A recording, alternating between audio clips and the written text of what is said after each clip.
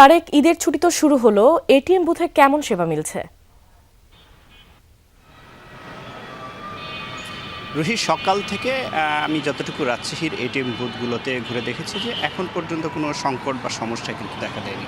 আমি রয়েছি রাজশাহীর যে ব্যাংক পাড়া যেটি বলে আসলে আলুপট্টি, এখানে প্রায় 10 থেকে 12টি ব্যাংক কিন্তু এই ডানে বামে সামনে সব জায়গাতেই কিন্তু এই এলাকাটি আসলে ব্যাংক রয়েছে এবং পাশাপাশি বুথগুলো রয়েছে।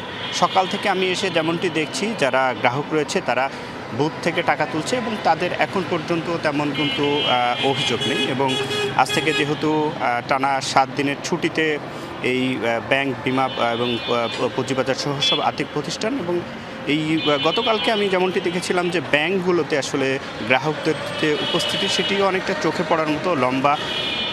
ছুটিতে কিন্তু ব্যাংকগুলোতে বাড়তি যে নিরাপত্তার পাশাপাশি এটিএম বুথে পর্যাপ্ত টাকা রাখার যে নির্দেশনা সেটিও কিন্তু রাজশাহীর যে ব্যাংকগুলো রয়েছে ব্যাংকের যারা দায়িত্বরত ছিল তারা আলোচনা করে সে বিষয়টি কিন্তু নির্দেশনা দিয়েছেন।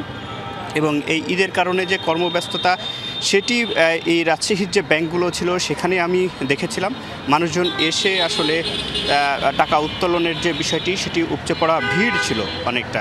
এবং এখন পর্যন্ত রাজশাহীর যে ব্যাংকের যে বুথগুলো রয়েছে বুথগুলো থেকে গ্রাহকরা নির্দ্বিধায় কিন্তু টাকা তুলছেন। এখন পর্যন্ত গ্রাহকদের যে কোনো অভিযোগ নেই। বলা যায় যে তাদের যে প্রত্যাশা এবং ব্যাংকের যারা দায়িত্ব রয়েছে সংশ্লিষ্ট রয়েছে তারা বলছেন যে এখন পর্যন্ত কোনো সংকট বা সমস্যা না হওয়ারই কথা এবং গ্রাহকরা নির্দ্বিধায় কিন্তু সকাল থেকে টাকা উত্তোলন করছেন। রুহি। তারেক, আপনাকে ধন্যবাদ।